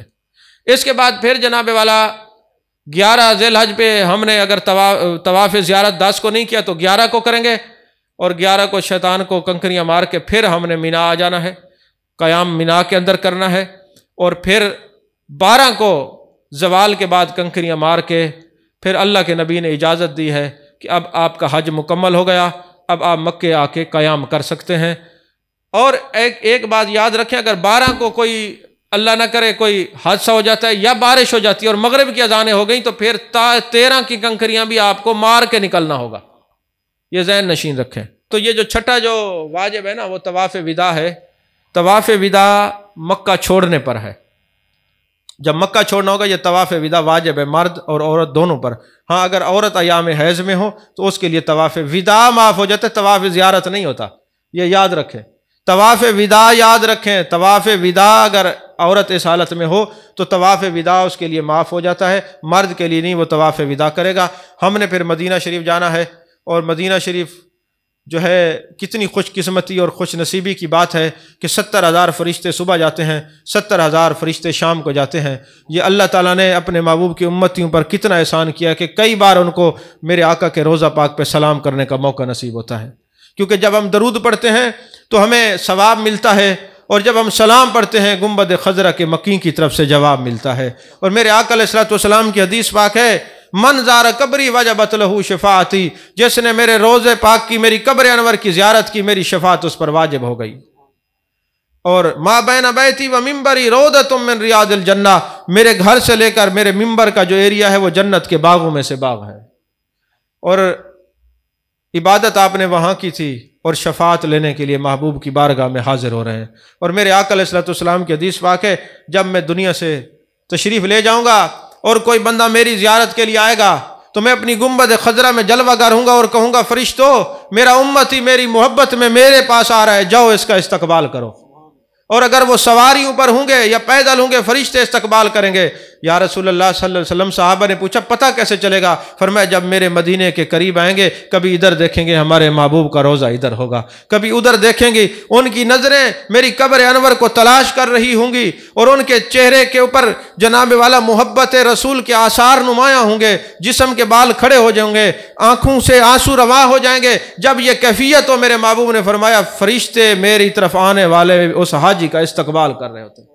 تو یا رسول اللہ صلی اللہ علیہ وسلم، یہ تو آپ کے روضے پاک پہ آنے والے فرشتے استقبال کریں، آپ کیا عطا فرمائیں گے؟ فرمایا شفاعت بھی ہوگی، قیامت والے دن میں چلو بھر بھر کے جام کوثر کا اپنے ہاتھ سے پلاؤں گا، اور فرماؤں گا میری طرف آنے والے، میری محبت میں آنے والے، تم میری محبت میں، اور تمہارا اکرام یہ ہے کہ میں تمہیں لوگوں کو کاسے سے پلا رہا ہوں، تمہیں اپنے ید اللہ والے ہاتھوں سے جام کوثر پلاتا ہوں۔ عزیزان محترم، اس طرح حج جو ہے یہ مکمل ہو جائے گا۔ تو اب چونکہ وقت مختصر ہے، میں نے یہ مختصر آپ کے ذہن کے اندر ایک خاکہ بٹھا دیا ہے، مزید انشاءاللہ ہم آپ لوگوں کے ساتھ ہوں گے، تو جب بھی کوئی مسئلہ ہوگا تو انشاءاللہ آپ کی رہنمائی کریں گے، اور بھی علماء الحمدللہ کافی ہوں گے۔ تو اس وقت ہمارے برادر اکبر حضرت علامہ مولانا حافظ ریحان اتاری سے تشریف فرما ہے، یہ ہمیں احرام باندھنے کا طریقہ بتائیں گے۔ مردوں اور عورتوں کے احرام میں فرق یہ ہے، عورتوں کا احرام صرف بال چھپانا ہے، مرد انسلی 2 چادریں پہنیں گے، عورتیں جیسے کپڑے پہنتی ہیں ویسے پہنیں گی۔ عورتیں دستانے پہن سکتی ہیں، مرد نہیں پہن سکتا۔ عورتیں جو دل کرے جوتی پہن سکتی ہیں، مرد ہوائی چپل پہنے گا۔ عورتیں موزے پہن سکتی ہیں، مرد موزے نہیں پہن سکتا۔ بس یہ ان کے احرام کے اندر، یہ عورت اور مرد کے احرام کے اندر یہ فرق ہے۔ سوالات کے جوابات دیتے ہیں۔ دم کی تعریف کیا ہے؟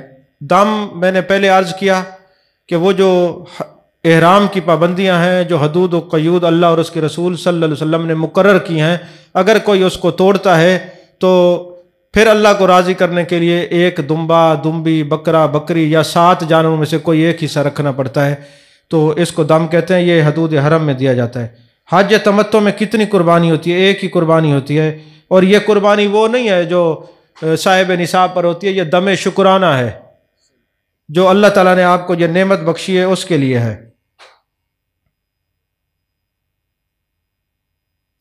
10 ذی الحج کو طواف زیارت کے دوران جو نمازیں ہوں گی کہاں پڑھیں گی؟ وہیں جہاں ہیں آپ کعبے میں، مکہ شریف میں پڑھ لیں۔ عورتوں کا احرام بال چھپانا ہے تو مسح کیسے کریں گی؟ دیکھیں، عورتیں جب بھی وضو کریں گی، وہ حمام کے اندر وہ اپنے سر سے دوپٹے کو اتار کے پھر مسح کریں گی۔ ہاں، اتنا باریک کپڑا ہو کہ پانی کی تری بالوں تک پہنچ جائے تو بعض فقہاء نے اس کو لکھا ہے، لیکن احتیاط اسی میں ہے کہ وہ جو رومال ہے اس کو اتار کے پھر مسح کریں۔ حالت احرام میں انجیکشن لگوا سکتے ہیں؟ جی بالکل، میں نے عرض کیا لگوا سکتے ہیں۔ احرام کھولنے کے لیے شوہر بیوی کے بال کاٹ سکتا ہے؟ وہ اس وقت کاٹ سکتا ہے جب اس نے اپنا پورے مناسک ادا کر لیے ہوں، حج یا عمرے کے۔ ایسا نہیں ہے کہ ایک بندہ عمرہ کر رہا ہو، دوسرا پہلے فارغ جو کہے یار ادھر میرے بال کاٹ دے، اس طرح دم واجب ہو جائے گا، ایسا نہیں ہے۔ مکہ میں قیام کے دوران طواف افضل ہے یا عمرہ؟ فقہاء نے لکھا ہے کہ اگر آپ کو اتنا وقت لگتا ہے ایک طواف میں جتنا لوگ عمرہ کر لیتے تو آپ کے لیے طواف افضل ہے، اور اگر آپ عمرہ جلدی جلدی کر لیتے ہیں تو پھر ایک عمرہ 7 طواف کے برابر ہے۔ تو حتیم کے اندر سے طواف کرنا کیسا ہے؟ حتیم کے اندر سے طواف کریں گے تو وہ چکر بیکار ہو جائے گا، ضائع ہو جائے گا، وہ چکر نہیں ہوگا۔ نفلی طواف کے بعد مقام ابراہیم پر پڑھنا ضروری ہے؟ سنت ہے، اگر رش ہو تو آپ مقام ابراہیم سے کسی اور جگہ بھی جا کے پورے حرم میں کہیں پڑھ سکتے ہیں۔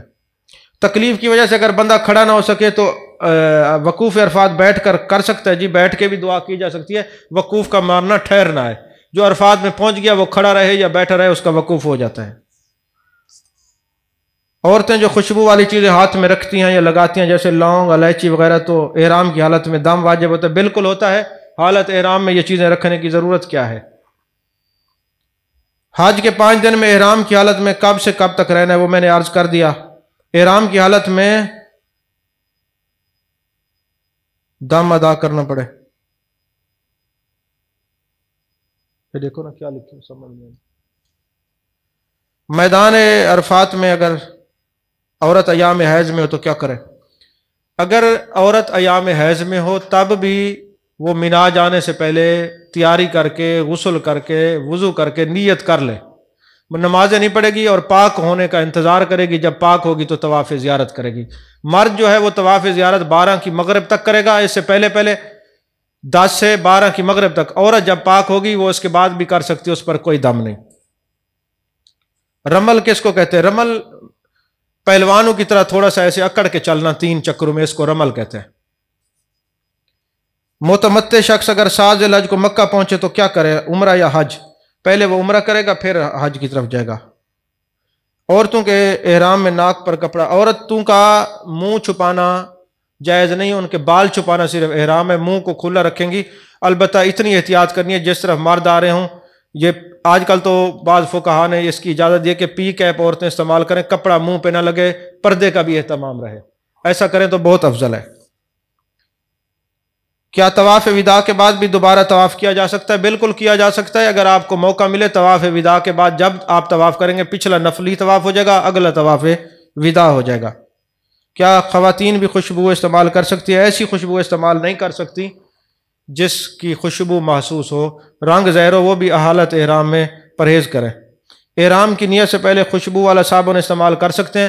احرام کی نیت سے پہلے خوشبو والا صابن بھی استعمال کر سکتے ہیں، جسم پر بھی خوشبو لگانا سنت ہے، احرام کی چادروں پر بھی نیت سے پہلے خوشبو لگانا سنت ہے۔ بس ایک بات کا خیال رکھیں، اتنی خوشبو نہ لگائیں چادروں کے اوپر کہ نشان پڑ جائے، اگر نشان پڑ گیا عطر کا، خوشبو کا، تو جب وہ چادر آپ کے جسم سے گرے گی دوبارہ ڈالیں گے دم ہو جائے گا، جسد کا دینا پڑ جائے گا۔ احرام سے پہلے خوشبو لگا سکتے ہیں۔ احرام کی حالت میں کانچ کی چوڑیاں پہن سکتے ہیں؟ احتیاط اسی میں ہے کہ نہ پہنیں، کیونکہ رش میں وہ کانچ کی چوڑیاں ٹوٹتی ہیں، جس اسلامی بہن نے پہنی اس کو بھی لگتی ہیں، اس کا بھی بلڈ نکل سکتا ہے، زمین پہ گریں گی، جس کے پاؤں پہ لگے گی، تو کانچ کی چوڑیاں پہننے سے پرہیز کیا جائے۔ حالت احرام میں تولیہ سے منہ صاف کرنا کیسا ہے؟ مکروہ ہے۔ ٹشو اور تولیہ سے جو ہے نا وہ حالت احرام میں منہ صاف نہ کریں، خود بخود خشک ہو جائے گا۔ حالت احرام میں اگر احرام خراب ہو جائے تو تبدیل کر سکتے ہیں؟ بالکل کر سکتے ہیں۔ جن کی فلائٹ مدینہ میں، وہ احرام کہاں سے باندھیں گے؟ وہ بیر علی سے باندھیں گے۔ تولیہ کا احرام باندھنا جائز ہے؟ بالکل جائز ہے۔ حالت احرام میں مسواک کا کیا حکم ہے؟ کر سکتے ہیں، لیکن اتنا بھی زور سے نہ کریں کہ دانتوں سے بلڈ آنا شروع ہو جائے، احتیاط کریں، مسواک کر سکتے ہیں۔ عورت ایام عدت میں حج پہ جا سکتی ہے؟ نہیں جا سکتی۔ اپنا عمرہ کرنے کے بعد اپنے والدین، استاد اور آقا کریم صلی اللہ علیہ وسلم کو ہدیہ پیش کیا جا سکتا ہے؟ پہلے اپنا عمرہ کریں، اس کے بعد پھر ہدیہ پیش کر سکتے ہیں، ایصال ثواب کی نیت سے۔ کیا مسجد عائشہ میقات کی حدود میں آتی ہے؟ یہ جب مکے میں آپ قیام پذیر ہو جائیں گے پھر مسجد عائشہ یا جارانہ سے آپ باندھیں گے، بحر سے آنے والوں کے لیے مسجد عائشہ میقات نہیں ہے، ان کے لیے تو یلملم ہے۔ اگر عورت حیض سے پاک ہو جائے تو پھر اپنے شوہر کے ساتھ عمرہ کرے یا اکیلا عمرہ کر سکتی ہے؟ بہتر تو یہی ہے کہ شوہر ساتھ رہے، چلو نفلی طواف کر لے، صحیح کے اندر جو ہے وہ ساتھ رہ سکتی ہے۔ یہ سفر کے اندر محرم کی ضرورت ہوتی ہے، وہاں وہ پاک ہو کے تنہا بھی کر سکتی ہے۔ کیا روزانہ مسجد قباء جا کر نفل ادا کرنے سے عمرے کا ثواب ملتا ہے؟ بالکل ملتا ہے، ہفتے والے دن جانا سنت ہے، بعض کتابوں میں بدھ کا ذکر بھی ہے۔ حالت احرام میں بیماری کی وجہ سے جو بال ٹوٹے اس پر دم یا صدقہ ہے؟ اس پر کوئی دم یا صدقہ نہیں، اگر کوئی دے دیتا ہے تو افضل ہے۔ کیا ہم اکٹھے طواف کرنے کے بعد 2 رکعت واجب اکٹھے ادا کر سکتے ہیں؟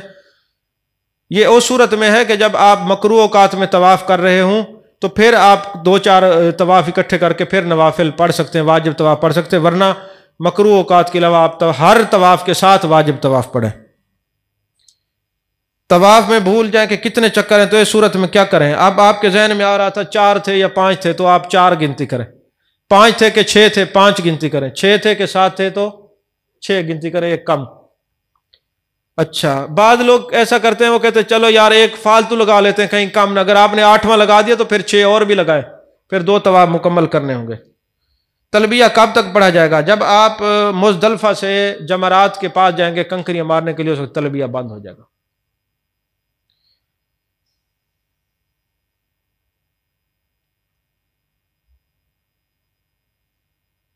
حج قران کی نیت کب تک کر سکتے ہیں؟ حج قران کی نیت، اس کے لیے قربانی کا جانور رکھنا شرط ہے، یہ بہت مشکل ہے۔ حج تمتع کریں، یہ زیادہ ضروری ہے، کیونکہ حج قران جب آپ گھر سے نکلیں گے تو آپ نے عمرے اور حج قران کی اکٹھے نیت کرنی ہے، اور جب تک حج نہیں ہوتا آپ حالت احرام میں رہیں گے۔ ایام حیض میں عورت کے لیے طواف وداع کا کیا حکم ہے؟ عورت کے لیے معاف ہے۔ طواف وداع کیا مگر 2 دن ٹھہر گئے، اب طواف کر سکتے ہیں؟ اگر کر سکتے ہیں تو طواف وداع کا کیا حکم ہے؟ میں نے پہلے عرض کیا کہ طواف وداع ایک دفعہ کر لیا، پھر وقت ملا دوبارہ کیا ہے تو پچھلا نفلی ہو جائے گا، آخری طواف وداع ہو جائے گا۔ نفلی عمرہ کرنے سے حج فرض ہو جاتا ہے؟ نہیں ہوتا، یہ استطاعت پر ہوتا ہے۔ عورتیں کلر کپڑے پہن سکتی ہیں؟ بالکل پہن سکتی ہیں۔ شوال میں عمرہ کرنے سے حج فرض ہوتا ہے؟ بالکل نہیں ہوتا، استطاعت پر ہوتا ہے۔ جو یہ مشہور ہے کہ طواف زیارت نہ کرنے سے میاں بیوی ایک دوسرے پر حلال نہیں ہوتے، یہ مسئلہ صحیح ہے؟ بالکل صحیح ہے۔ ایک شخص اس لیے حج پہ نہیں جاتا کہ پہلے بیٹیوں کی شادی کرے، اس کا خیال ہے کہ مال ختم ہو جائے گا، یہ جہالت پر مبنی خیال ہے، پہلے وہ حج کرے۔ اگر حج کے دنوں میں عورت ایام حیض میں ہے تو اس کے بارے میں کیا حکم ہے؟ اسی حالت میں وہ پورے مینا، عرفات، مزدلفہ اور حج بالکل ٹھیک ہے، صرف پاک ہونے کے بعد طواف زیارت کیا جائے گا۔ اگر عورت ایام میں ہو تو احرام کی 2 رکعت کیسے پڑھے گی؟ ضروری نہیں ہے، وہ صرف نیت کر لے اتنا کافی ہے۔ اگر مکروہ اوقات ہوں تو میقات سے پہلے نوافل کا کیا حکم ہے؟ نہیں پڑھ سکتے، نہ پڑھیں، صرف نیت کر لیں۔ اگر احرام تولیہ کا ہو، بعد میں عام استعمال والا بھی پہن سکتے ہیں؟ جی، وہ خراب ہو جائے تو تبدیل کر سکتے ہیں۔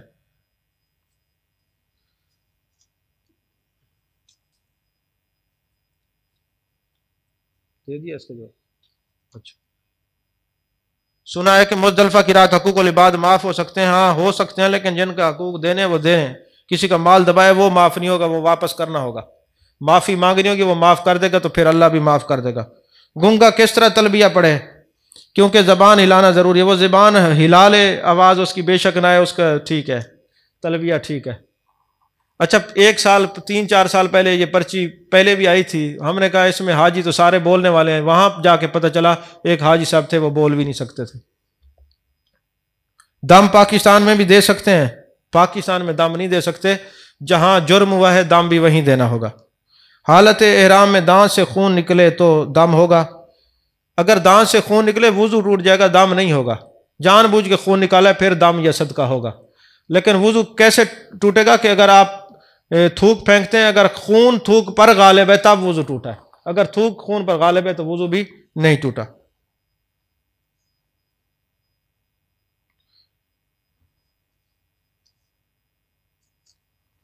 خواتین اپنے سارے بالوں کو پکڑ کے نا اس کا 1 انچ اپنی انگلی کے پور کے برابر کاٹ لے تو وہ احرام کی پابندی، وہ کسر ہو جاتی ہے۔ حالت احرام میں کپڑے عورت تبدیل کر سکتی ہے؟ صبر کی تلقین کریں۔ صبر تو میں نے پہلے تلقین کر دی ہے، فلا رفث ولا فسوق ولا جدال فی الحج۔ طواف اور سعی کے دوران اگر ایام شروع ہو جائے تو کیا حکم ہے؟ طواف تو ختم ہو جائے گا، پھر نئے سرے سے کرنے میں سعی جو ہے وہ ہو جاتی ہے۔ منہ پہ ماسک لگانا کیسا ہے مرد کے لیے؟ اگر 12 گھنٹے سے کم لگایا ہے تو صدقہ ہے، زیادہ ہے تو دم ہو جائے گا۔ جمعے والے دن کو حج اکبر کہتے ہیں، جمعے والا حج باقی حجوں سے 70 درجے افضل ہے، حدیث پاک میں ہے۔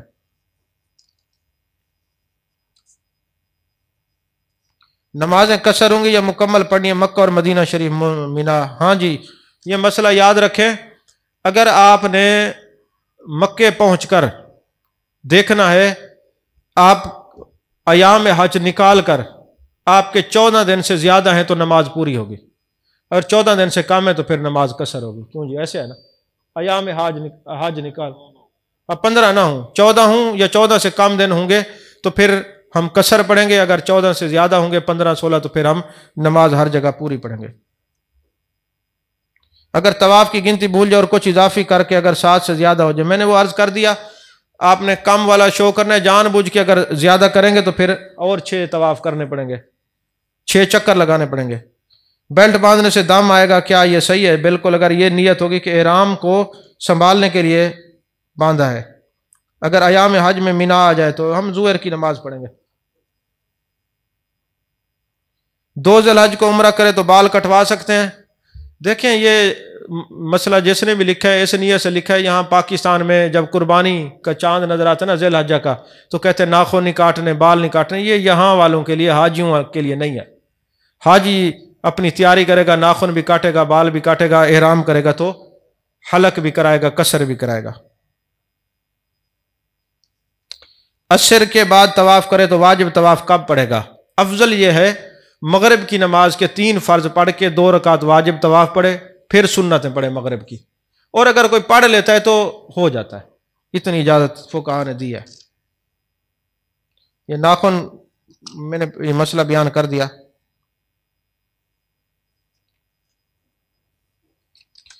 مانے حیض جو عورتیں دوا استعمال کرتی ہیں وہ کر سکتی ہیں، لیکن اپنے ڈاکٹر سے مشورہ کریں، اس سے کوئی نقصان ہو تو پھر پرہیز کریں۔ حج سے پہلے بھی عمرہ کر سکتے ہیں، بعد میں بھی کر سکتے ہیں۔ طواف کے دوران اگر وضو ٹوٹ جائے تو پھر واپسی پر طواف کا کیا حکم ہے؟ اگر 4 طواف کر لیے ہیں، وضو ٹوٹا ہے تو پھر 5ویں سے آ کے شروع کریں، 4 سے کم ہے تو نئے سرے سے پھر طواف کریں۔ حلق افضل ہے یا قصر؟ حلق افضل ہے۔ جس کے سر پہ زخم الرجی کے دانے ہو تو کیا حکم ہے؟ اگر بال بڑے ہیں تو وہ قصر کرا لے، اگر بال چھوٹے ہیں اور پھر اس طرح بھی نہیں پھیر سکتا تو جیسے ہی وہ اپنے مناسک پورے کرے گا آٹومیٹک اس کی احرام کی پابندیاں ختم ہو جائیں گی۔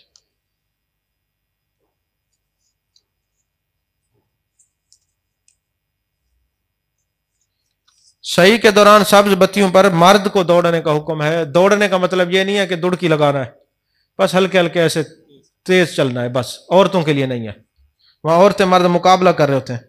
ایک ساتھ 7 کنکریاں ماریں تو کتنی شمار ہوں گی؟ اگر 7 ملا کے ماریں تو 1 شمار ہوگی، 7 کنکریاں مارنی ہے۔ 11 اور 12 کی کنکریاں زوال سے پہلے مار سکتے ہیں؟ نہیں مار سکتے، بعد میں ماریں گے۔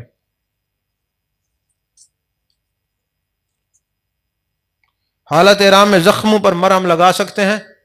وہ مرہم جس کے اندر خوشبو نہ ہو وہ لگا سکتے ہیں۔ باریک مشین سے حلق کر سکتے ہیں؟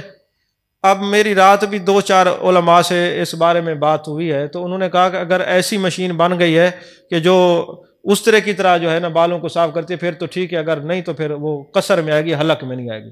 احتیاط لازم ہے۔ اگر کوئی شخص حج پر نہ جائے اور یہی پیسے غریبوں کو دے دے، نہیں وہ حج پہ جائے۔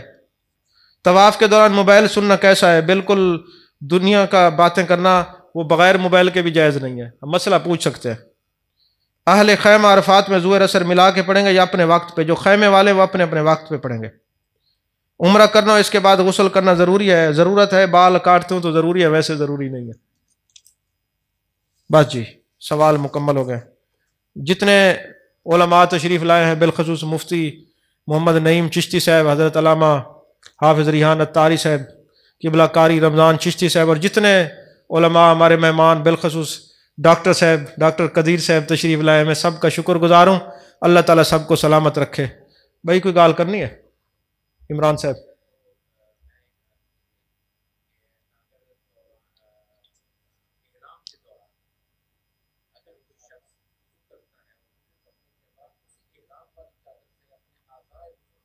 نہیں جائز نہیں ہے، نہیں یہ مکروہ ہے۔ حالت احرام میں احرام کی چادروں سے اپنے جسم کو صاف کرنا مکروہ ہے۔ چہرہ تو ویسے نہیں کر سکتے، وہ تو ٹیشو سے بھی مکروہ ہے، بخود خشک ہونے دیں۔